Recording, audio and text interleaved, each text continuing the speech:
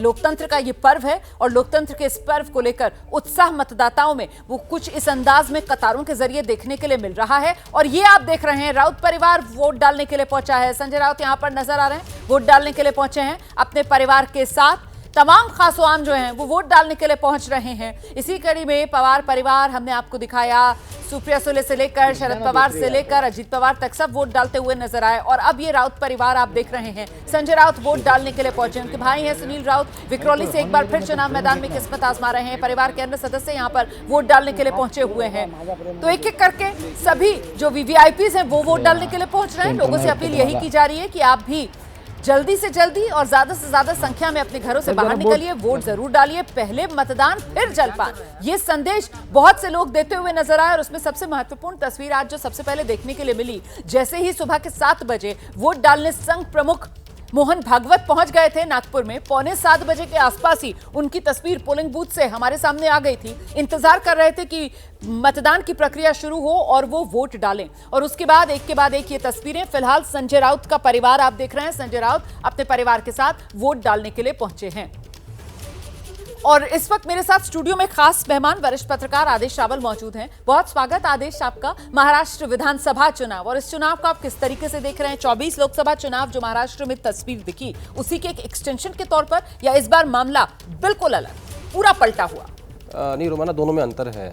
जैसा कि आपके रिपोर्टर भी बोल रहे थे कि लोकसभा चुनाव में एनडीए वर्सेस यूपीए था, यानी साफ साफ इंडिया वर्सेस एनडीए था, वो साफ साफ दिखाई दे रहा था। और उसमें लोगों के पास 2 विकल्प थे कि आपको कहाँ जाना है, किस तरफ क्या फैसला करना है। और उसी का फ़ायदा हुआ कि इंडिया अलायंस को 30 सीटें वहाँ पे मिली, जो कि बड़ा सेटबैक था एनडीए के लिए। क्योंकि जो 2022 में एनसीपी और पहले एनसीपी और उसके पहले शिवसेना को तोड़ा गया था, उसका मकसद ये था कि किसी भी तरीके से एनडीए को, बीजेपी को लोकसभा चुनाव में नुकसान ना हो। लेकिन कोई फ़ायदा नहीं हुआ उसका।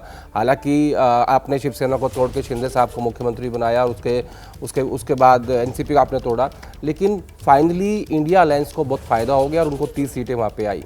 अब उसके बाद से जब बीच में हरियाणा चुनाव आया, हरियाणा चुनाव तक मुझे लग रहा था कि हाँ एमवीए को काफ़ी बढ़त है महाराष्ट्र में, लेकिन वो मोमेंटम टूट गया तीनों ही पार्टियों का, खासकर कांग्रेस पार्टी का मोमेंटम वो टूटा। तो उसका फ़ायदा मुझे लगता है कि अब महायुति को महाराष्ट्र में मिल रहा है और वो काफ़ी आगे है।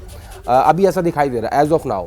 लेकिन क्योंकि वोटिंग हो रही है आज, वो हम कह नहीं सकते कि किस तरफ मामला जाएगा। लेकिन कुल मिला के मैं आपको ये कह सकता हूँ कि कल का जो तस्वीरें सामने आई हैं विनोद तावड़े के कैश, मैं उसी पर आना चाह रही थी कि चुनाव प्रचार खत्म होने के बाद वो जो एक बीच में साइलेंट डे था, और वो साइलेंट डे में जिस तरीके का हंगामा बरपा, वो जो तस्वीरें आई, चीखती हुई तस्वीरें, जिसमें विनोद तावड़े सेंटर में नजर आए और वो नोट जो हैं वो लिफाफों से निकलकर बहुजन विकास अघाड़ी के लोग थे जो लहराते हुए नजर आ रहे थे और आरोप लगे उन पर कि साहब ये तो नोट बांट रहे हैं वोट के लिए। और फिर शाम होते होते देर शाम तक बीजेपी की तरफ से प्रेस कॉन्फ्रेंस करके वो बिटकॉइन वाला घोटाला, भ्रष्टाचार, उसके केंद्र में लाकर बीजेपी ने कटघरे में सुप्रिया सुले को खड़ा कर दिया। ये जो पूरा का पूरा घटनाक्रम था, इसका प्रभाव ये महत्वपूर्ण इसलिए है क्योंकि ये वोटिंग से ठीक एक दिन पहले हुआ और विनोद तावड़े जनरल सेक्रेटरी हैं बीजेपी के राष्ट्रीय, और उनके हाथों पे कैश दिखाई दिया। तो वो एक मेजर सेटबैक था, क्योंकि बीजेपी एक ऐसी पार्टी है जो हमेशा काले धन को लेकर बात करती आई है कि हम काला धन वापस लेके आएंगे, हम इसके खिलाफ लड़ाई लड़ेंगे, इसलिए हमने नोटबंदी करी है।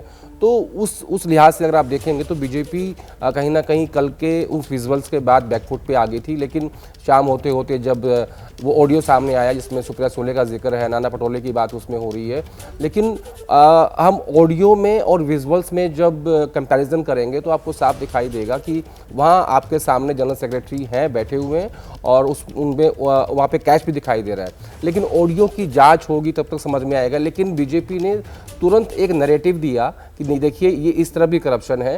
तो अब जनता को ये फैसला करना है कि वो किसको करप्शन मानते हैं, जो आपने कैश देखा है उसको मान रहे हैं या आप बिटकॉइन के उस ऑडियो को मान रहे हैं। लेकिन कई सारे नेताओं ने लेकिन आदेश इतने चुनाव हम सबने देखे हैं, भ्रष्टाचार जो है वो मुद्दा बनता है क्या? और वो भी इस महाराष्ट्र में जहां वो 70,000 करोड़ के घोटाले के आरोप लगते हैं और आरोप लगने के अगले ही दिन शायद हमने देखा किस तरीके से वो अजीत पवार जो लगातार महाविकास अघाड़ी के निशाने पर थे, वो खुद ही महाविकास अघाड़ी में शामिल हो जाते हैं, डिप्टी सीएम की कुर्सी से उनको नवाज दिया जाता है। आदेश, ये तो बिल्कुल सही बात कही आपने कि करप्शन मुद्दा नहीं बनता, पोल्यूशन मुद्दा नहीं बनता। ये तमाम ऐसे मुद्दे हैं, सिर्फ मुद्दा बनता है कि बटोगे तो कटोगे, या जातियों में बटोगे, ये इन मुद्दों पे जनता आजकल वोट देती है। तो जब हम बात करते हैं करप्शन की, तो ये जिसकी ऑडियो की बात हो रही है या विजुअल्स की बात हो रही है, अब महाराष्ट्र के कितने लोग टीवी के सामने बैठ के देख रहे होंगे कि हम टीवी पे ये देखेंगे करप्शन कौन सी पार्टी कर रही है, उसके बाद हम वोट करेंगे।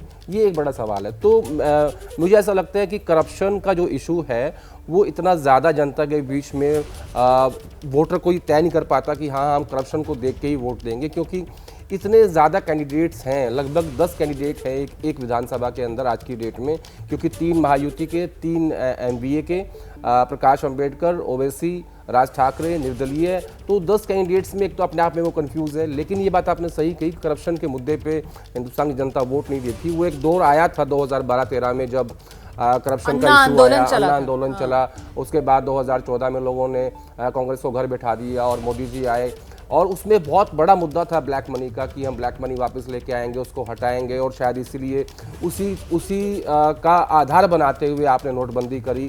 अब वो कितना हटा कितना नहीं हटा वो तो सरकार के पास आंकड़ा है, लेकिन ये बात आपकी सही है कि करप्शन जैसे इशू पे जनता वोट नहीं देती। ठीक है, आपने जिस बात का जिक्र किया कि साहब देखिए ना, उम्मीदवार इतने ज्यादा हैं और किस तरीके से एक कंफ्यूजन उम्मीदवारों की संख्या को लेकर भी यकीनन मतदाताओं के मन में होगी।